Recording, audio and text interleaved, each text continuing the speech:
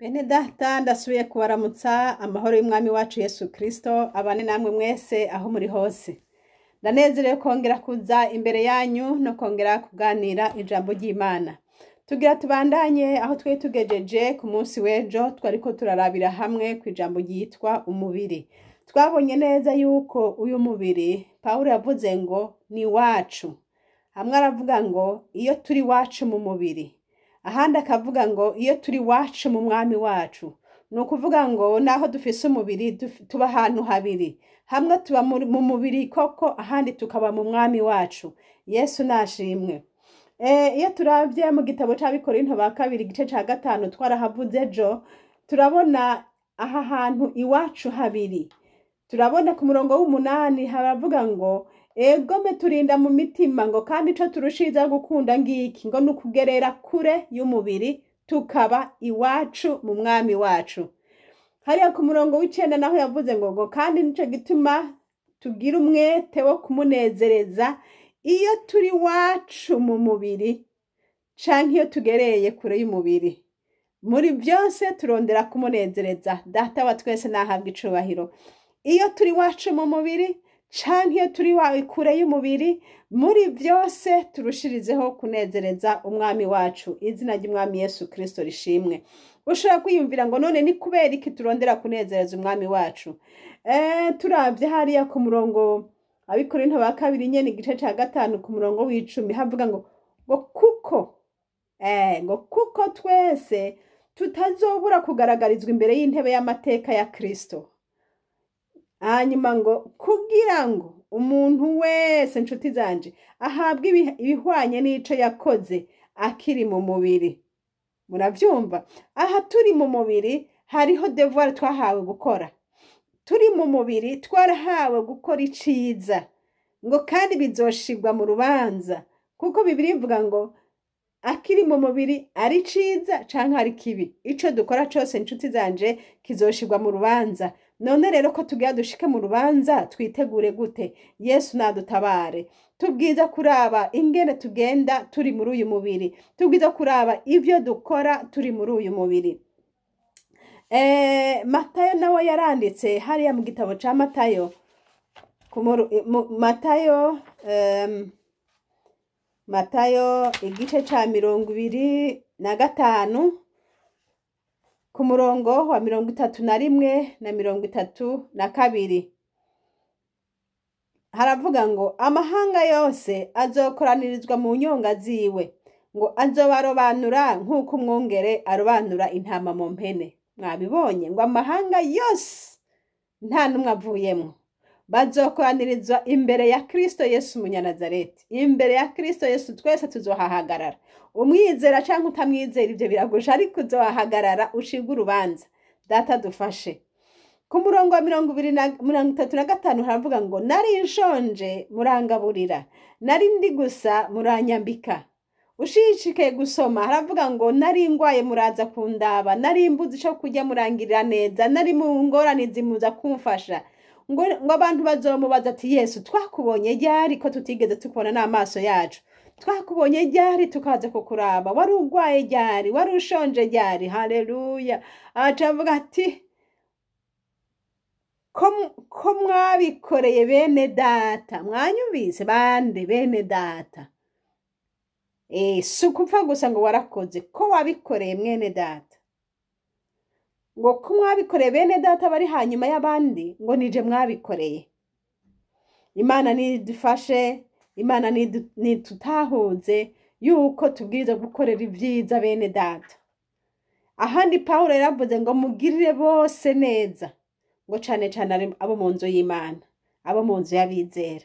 Yesu nashimwe. Data aduhezagire bene data nkunda na kwari kwibukanya yuko dufite devoir yo gukora ivyiza tukiri mu mubiri. Uyo mubiri uko kuntu ugenda ku kazi, uko kuntu ugaruka, uko kuntu uja muri sport, uko kuntu ukora ibintu byose, uko kuntu udandaza wikemera, uko kuntu ukora akazi, uko kuntu nyene uri mu mubiri ugakora ibikorwa. Ntiwibagire gukora ibikorwa bizokurengera imbere y'Imana. Ikintu cyose dukora kizoja mu rubanza ngo tuzoja imbere y'intebe y'amateka ya Kristo. Kandi ivyo twakoze navyo bishigwe ngaho bipimwe ku munzani. ngo niho bamwe babwira ati hehe mwebwe hariya kuko nari nshonje ntimwangaburira, nari ngwaye ntimwamvuza, nari merewe nabi ntimwangira gute. Bene data ndagomba dukanguke mu mitima yacu turushizeho gukora ibikorwa vyiza muri kino gihe ca nyuma, iki gihe c'iherezo. Iyo turi wacu mu mubiri tugerageze kunezereza umwami wacu.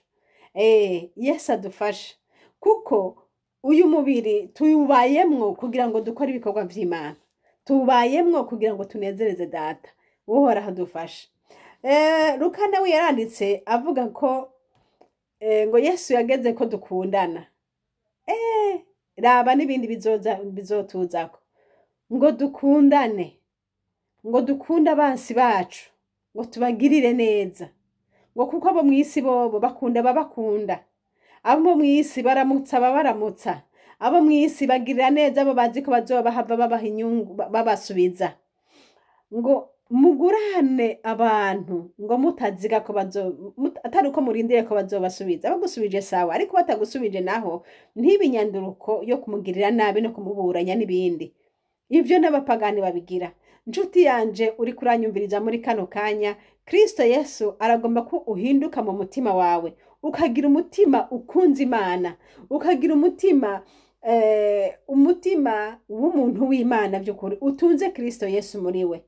Yesu yavuze ngo mugiriranire neza, ngo mugiriranire imbabazi. Nivyo nyene tuzobazwa imbere y'Imana. Ufise amafaranga ni vyiza Yesu yaguhezagiye ukoresherezemwo ibikorwa vy'Imana. Gukorera Imana rero si ibintu novuga ngo biragoye, ariko no gutunga umutima wugurutse gukorera neza abantu. Yesu nahabwa icubahiro. Muranzi neza yuko umuntu asanzwe akunda umuntu, agakunda umukunda, ariko Bibiliya yatubwiye ngo turengere ivyo. Ntituramutse abaturamutsa gusa, ntidukunda abadukunda gusa, n'abatwanka tubakunde. Ivyo ni Yesu abidushoboza. Rero nshuti zanje, uko dukora ibikorwa vyiza, uko dukora ikintu cose, tugikore gute? Tugikorane umunezero, tugikora dushima Imana, tugikore twumva yuko turiko turakora databuja, tutabikora ari uko tugoberewe.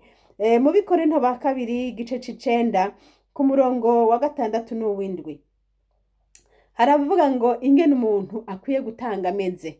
Umuntu ngo mukore ibikorwa mutange munezerewe, atari nkaho babagobereye kubikora, ariko mubitange bivuye ku mutima. Haleluya.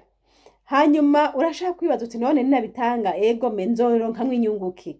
Inyungu nshuti yanje uzoronka bizotuma Imana ishimwa. Wa wundi ubihaye azotarika amaboko akengurukira Imana, kandi wa wundi ubihaye no kuvuga ngo Imana azogusengera nawe, kandi Imana nawe iguhezagire. Imana rero ngo izoca igwiza ivyamwa byo kugororoka kwawe. Imana izobigwiza. Yesu naguhezagire nshuti. Kandi hariya ku murongo wa 11 haravuga ngo tuzotungishwa muri byose. Iyo dukoreye Imana nta mubabaro urimwo, ahubwo n'amahoro gusa. Yesu ashimwe. Gukorera Imana bizana umugisha, gukorera Imana bizana inyungu, ngo tuzotungishwa muri byose. Nshuti ugira umutima wogorotse, ubonye abashitsi baje wawe ubakirana akanyamuneza, ivyo ufise mu bisangire, ivyo wumva ufise ubigabure n'abandi. Umwami Yesu aguhezagire. Yari Françoise muri ko muravugana. Uhoraho abaha umugisha. Inomero za telefone ni 0768 00 65 46. Yesu abaha umugisha. Amen.